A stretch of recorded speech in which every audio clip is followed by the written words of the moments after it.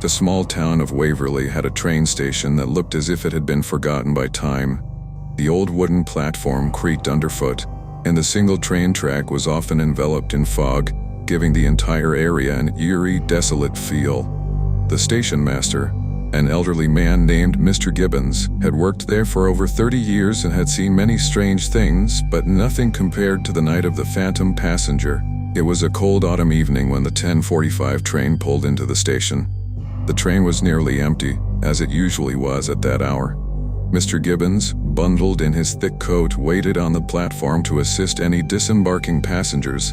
The doors hissed open and a chilled breeze blew through the carriage. To Mr. Gibbons' surprise, a single passenger stepped off the train. The man was tall and thin, wearing a long dark coat and a wide-brimmed hat that cast a shadow over his face.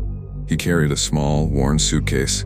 Despite the cold, Mr. Gibbons felt a drop of sweat trickle down his back as the man approached. There was something unsettling about him, something otherworldly.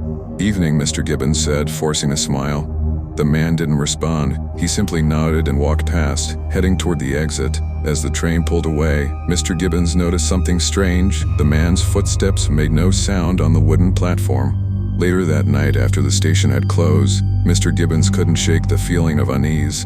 He decided to review the security footage from the platform. As he watched, his heart nearly stopped. The footage showed the train arriving, the doors opening, but there was no sign of the man stepping off.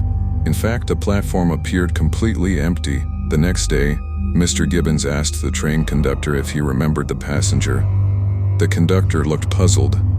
"There was no one on the train," he said. "I checked it myself before we left the last station." Haunted by the experience, Mr. Gibbons began researching the history of the train and the station. He discovered that many years ago, a man matching the description of the phantom passenger had been a regular commuter. One fateful night, he had been murdered on the train, his body thrown onto the tracks near Waverly Station. Since then, there had been numerous reports of sightings, always on cold autumn nights, of a silent figure in a long coat and hat, still trying to complete his final journey. Freight trains often travel through the night, their long, heavy cargo making its way across the country under the cover of darkness. On such a night, Mike Donovan, a seasoned train conductor, was on his usual route through the desolate, forested stretch between two major cities. The journey was typically uneventful, but this night was different. As the train rumbled along the tracks, Mike noticed a figure standing by the side of the railway. It was unusual to see anyone out there miles from the nearest town. As the train approached, the figure stepped onto the tracks, forcing Mike to engage the emergency brakes. The train screeched to a halt, and Mike grabbed his flashlight, stepping down from the engine to investigate. The figure was gone.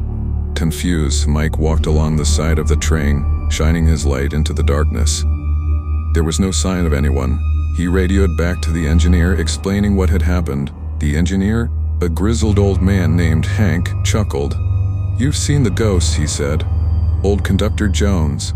Been haunting these tracks for decades." According to Hank, Conductor Jones had been a dedicated railway worker who died tragically in a train accident years ago. His spirit was said to wander the tracks, appearing to conductors and engineers, trying to warn them of impending danger. Skeptical but unsettled, Mike climbed back into the cab, and the train continued its journey. A few hours later, as they approached a narrow bridge over a deep ravine, the train's lights flickered.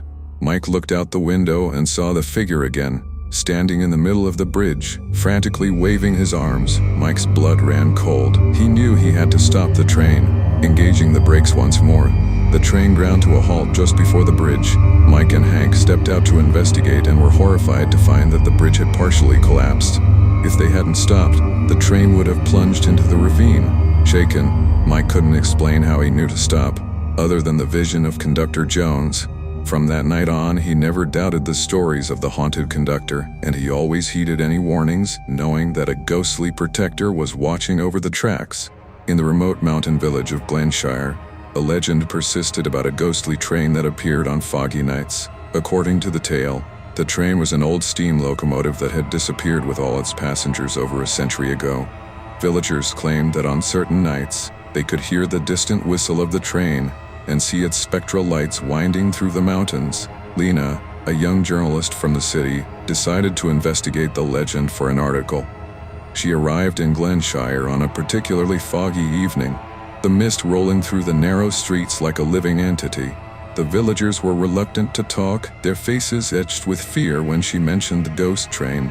Undeterred, Lena decided to spend the night near the old tracks, armed with her camera and notebook. As the night deepened, the fog grew thicker, and the air turned cold. Around midnight she heard it, a distant, mournful whistle. Her heart pounded as she saw faint lights emerging from the fog, moving toward her along the tracks. Lena positioned herself to get a clear view and started recording. The lights grew brighter, and she could make out the shape of an old steam locomotive, its metal frame shimmering as if made of mist. It moved silently, gliding over the tracks. As it passed, Lena saw faces in the windows, pale, ghostly faces, staring out into the night. Among the faces, one stood out, a young girl with a sad, pleading expression. Lena felt a chill run down her spine as the girl seemed to lock eyes with her. The train continued past, disappearing into the fog as silently as it had appeared.